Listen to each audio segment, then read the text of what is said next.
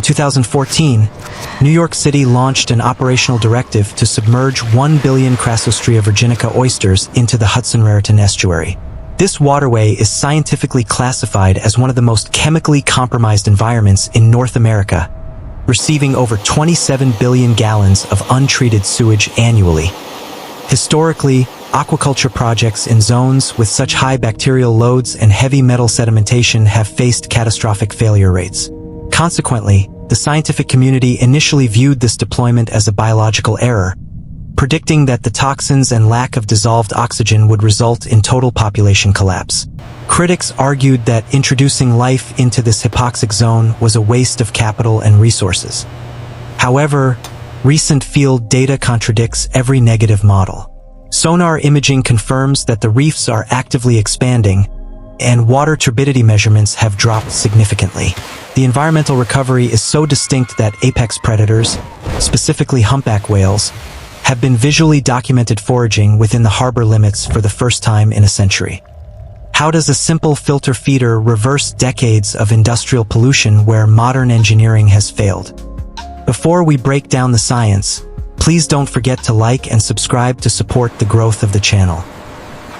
To understand why this project is considered a massive engineering challenge, we must first establish the historical baseline. In the early 17th century, the floor of the Hudson-Raritan Estuary was covered by approximately 220,000 acres of natural oyster reefs. These calcium carbonate structures functioned as a geological stabilizer. However, by the early 20th century, aggressive industrial dredging and overharvesting had effectively eradicated 99% of this biomass. The harbor lost its natural filtration capacity at the exact moment industrialization began to accelerate. This biological collapse coincided with a critical flaw in urban infrastructure design known as the combined sewer system. New York City utilizes a piping network where stormwater runoff and domestic wastewater share the same transport lines. Under dry conditions, this flow is successfully directed to wastewater treatment plants. However, the system has a finite hydraulic capacity. During heavy rainfall events, the volume of water exceeds what the plants can process. To prevent raw sewage from backing up into residential basements, the system is designed to trigger a release valve. This results in a combined sewer overflow. Current data estimates that approximately 27 billion gallons of this untreated mixture are discharged directly into the harbor annually. This effluent introduces a massive load of excess nitrogen into the marine environment, triggering a lethal chemical cycle. The primary driver of this ecological failure is eutrophication. When high concentrations of nitrogen enter the water column, they stimulate an uncontrolled proliferation of algae near the surface. The danger arises when this algae dies. As it sinks to the bottom, bacteria consume the organic matter. This bacterial respiration process strips the water of its dissolved oxygen. This leads to the formation of hypoxic zones. In these areas, the concentration of dissolved oxygen drops below 3 milligrams per liter. At this level, the environment becomes chemically hostile. Most benthic organisms cannot extract enough oxygen to survive and face asphyxiation. For decades, the standard response was to build gray infrastructure. For context, the upgrade of a single facility, the Newtown Creek wastewater treatment plant, cost the city approximately $5 billion. Yet, even with such massive expenditure, managing the total volume of storm runoff remained economically impossible. The city faced a deadlock. They required a solution that could physically stabilize the coastline and chemically treat the water simultaneously, without the prohibitive capital expense of expanding the concrete sewer system. The operational phase of this project begins on land, with a massive logistics challenge known as substrate acquisition. To build a reef, engineers require a calcium carbonate foundation. Buying fresh stone is prohibitively expensive, so the project established a supply chain to divert waste from the city. They collect tons of discarded oyster shells from over 75 seafood restaurants across New York City. These shells are not immediately returned to the water. They are transported to a dedicated facility on Governor's Island for a critical decontamination process called curing. Because raw shells may contain foreign bacteria or human pathogens, they represent a biohazard risk. To neutralize this, The shells are piled in open-air mounds and exposed to direct solar radiation and rain for a minimum of 12 months. This process desiccates all organic tissue, ensuring the substrate is biologically inert before entering the hatchery. Once sterilized, these shells are moved to saltwater tanks to function as the settlement vector. Billions of microscopic oyster larvae are introduced to the tanks. When the larvae reach the pedophliger stage, they instinctively search for a hard, calcium-rich surface. Once they cement themselves to the cured shells, they are officially classified as spat-on-shell. This composite unit is the fundamental building block of the new reef infrastructure. Upon deployment into the harbor, these organisms activate their primary biological mechanism, suspension feeding. The environment in New York Harbor is chemically eutrophic, meaning it is overloaded with nutrients and algae. While this is toxic for many species, for the eastern oyster or Crassostrea virginica, it represents an unlimited food supply. A single mature oyster functions as a hydraulic pump, drawing approximately 50 gallons, or 190 liters, of water across its gills every 24 hours. The gills act as a selective biological filter. Tiny cilia capture suspended phytoplankton and detritus, moving them toward the mouth for digestion. Interestingly, the oyster can distinguish between food and non-food particles. Inorganic silt or sand is coated in mucus and ejected as pseudofeces, which settles on the bottom and eventually becomes part of the sediment. Because of the high nutrient load in the harbor, the growth rate of these oysters is accelerated. In cleaner, nutrient-poor waters, an oyster might take 3 years to reach a length of 3 inches. In the nutrient-dense waters of New York, they can achieve this size in 18 to 24 months. As they consume calcium carbonate from the water column, they secrete new shell layers, rapidly increasing their biomass. The reproductive cycle is equally critical for the project's long-term autonomy. As water temperatures rise in early summer, the oysters initiate broadcast spawning. Females release millions of eggs, and males release sperm directly into the water column. Fertilization occurs externally, creating planktonic larvae that drift with the tidal currents for 2 to 3 weeks. This brings us to the mechanism of reef formation. Oysters are gregarious settlers, meaning they are chemically attracted to the shells of other oysters. The drifting larvae seek out established colonies and settle on top of living adults.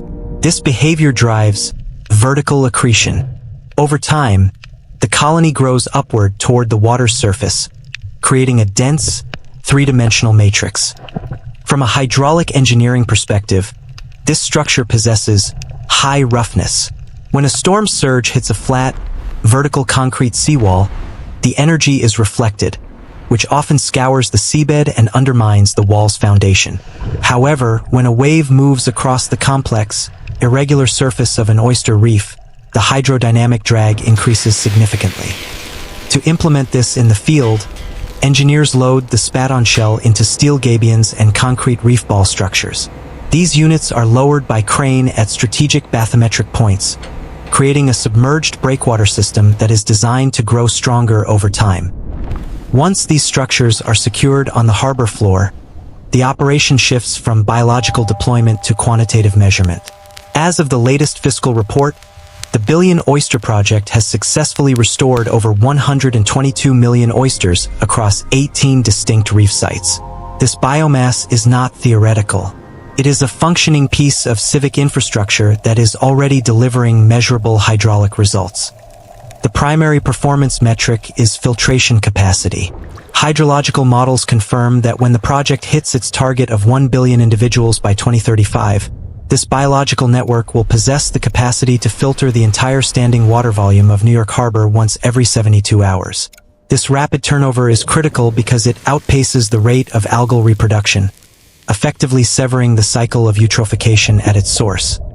In terms of physical protection, the most significant data comes from the Living Breakwaters project off the coast of Tottenville, Staten Island.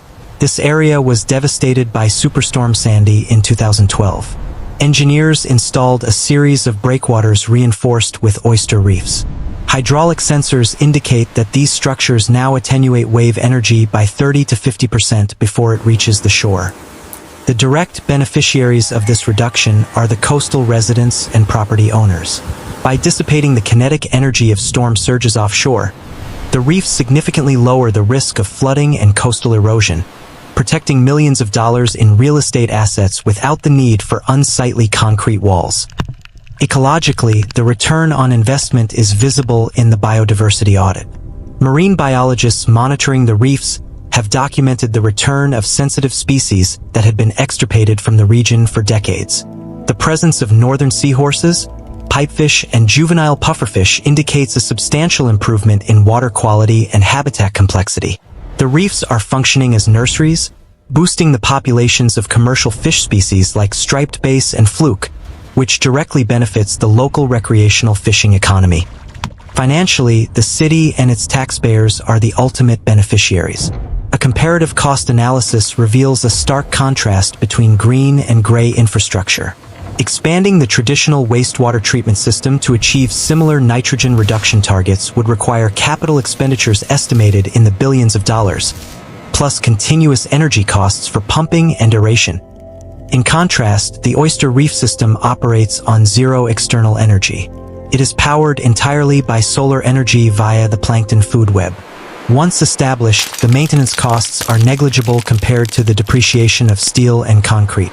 Furthermore, the project has engaged over 10,000 local students in the fabrication and monitoring process, creating a skilled future workforce familiar with marine engineering and environmental science. The data confirms that this is not just an ecological restoration. It is a fiscally superior strategy for urban water management. However efficient this system appears, we must address the critical operational risk inherent in this technology, known as bioaccumulation. Because these organisms are indiscriminate filter feeders, they do not merely trap nitrogen. They actively concentrate industrial toxins.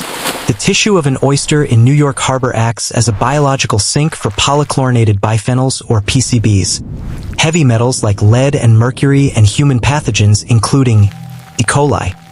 Data indicates that the toxin concentration within the oyster meat can be hundreds of times higher than the surrounding water. This turns the reef into a localized hazardous material site. This reality necessitates a rigorous management strategy.